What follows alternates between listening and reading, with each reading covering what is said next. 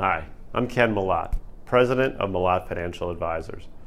I'm also the creator of this free video series, which is meant as an educational resource to help break down complex and cliche investment concepts into easy to understand tidbits so that you can either apply them in your own portfolio or just know what the heck your advisor is talking about.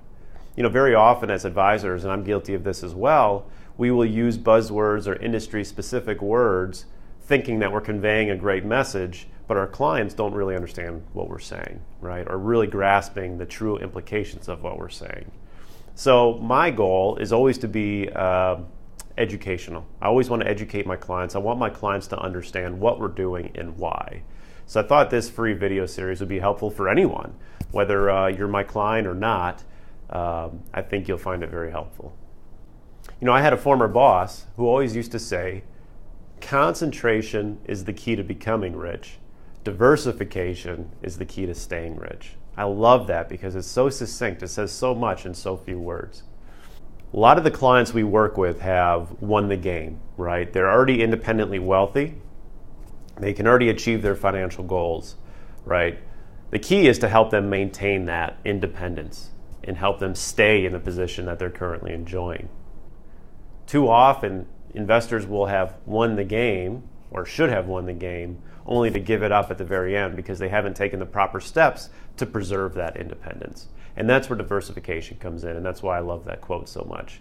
So I thought it fitting for this first video to talk about diversification.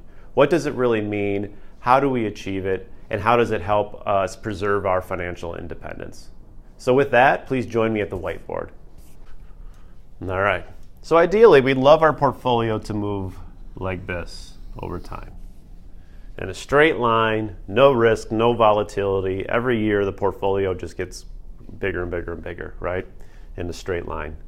But we know markets don't move like that. Markets more realistically move like this, right? So for someone who's not diversified and they have a lot of concentrated risk or a lot of stock market exposure, their portfolio will move in a very wide channel over time. And for some people, that's great. But for some people, these extreme downturns at the wrong time can actually jeopardize everything you've ever worked for, right? So imagine you've worked for 30 years, you've put money away, you've sacrificed, you've delayed some gratifications, you forego some trips, and you build up this nest egg. And you're a few years from retirement, and everything looks great. It looks like you're on track. You can retire when you want to. You can live the life you want to live. And then 2 years out from retirement, you get the 2008 financial crisis, right? That downturn at the wrong time can actually jeopardize everything you've worked for. Your financial plan is meaningless, right, if you are not protected against something like this at that period of time when you're most susceptible, when you're most vulnerable. That's where diversification comes in. So instead of subjecting our portfolio to all this volatility, we can actually use this tool called diversification to put guardrails around our portfolio. So we can narrow that channel. So instead of moving like this, the portfolio moves more like this. It's still not a straight line, but it's much closer. It's much more consistent and it's much more predictable. So what you've done then is you've eliminated these extreme periods. So the extreme lows and the extreme highs. You take those out of the picture, and now you can plan accordingly. And now if you're a couple years from retirement, even a severe downturn doesn't impact your independence. It doesn't impact your ability to live the life you've dreamed and saved for, right? That's diversification. The cost, there is a cost to diversification.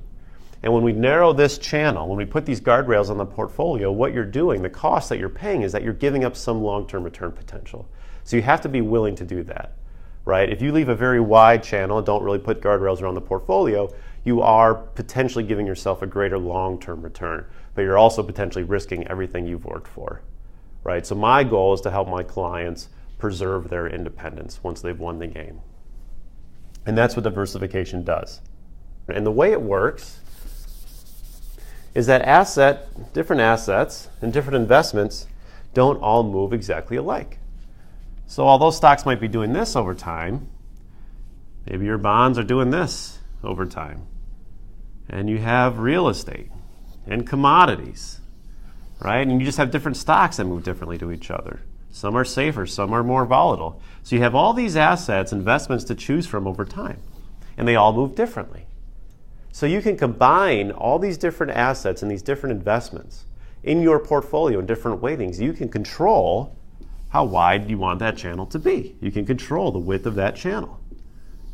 I read another great quote once. I think it was Michael Kitces. I saw it posted on his Twitter feed. And it said, diversification means always having to say, I'm sorry. And what that means is when we're in a bull market like now, right? So this year, let's say stocks right now, as I make this video, stocks, let's say globally are up 6%. If you're diversified, you're not going to be up 6%, right? That's the whole point. You're going to be up 2, 3, 4, 5%, depending how wide or narrow you've made that channel, depending how tightly you've put those guardrails around the portfolio, right? So people will look at it and say, well, the market made 6%, I'm only making 3 or 4%. Well, yeah, that's because you're diversified. Because in order to take these extreme downturns and lows out of the equation, you have to take these out, right? There's no way to consistently or reliably just take this out but get all this exposure to the upside. It doesn't work like that, right? People try, people will time the markets and they'll try, but it doesn't work like that. And usually people do even worse when they try to beat the market that way. And when the market is up, the portfolio is not going to track as much. But when the market is down, you're going to stay in this channel and you're going to be able to sleep at night because you know everything you've worked for and all your financial goals are achievable even if you have another 08 financial crisis. That's diversification. I hope this helps. I hope you have a much better illustration and more vivid imagery that when you hear that word, you know exactly what we're talking about and why. Thank you and have a great day.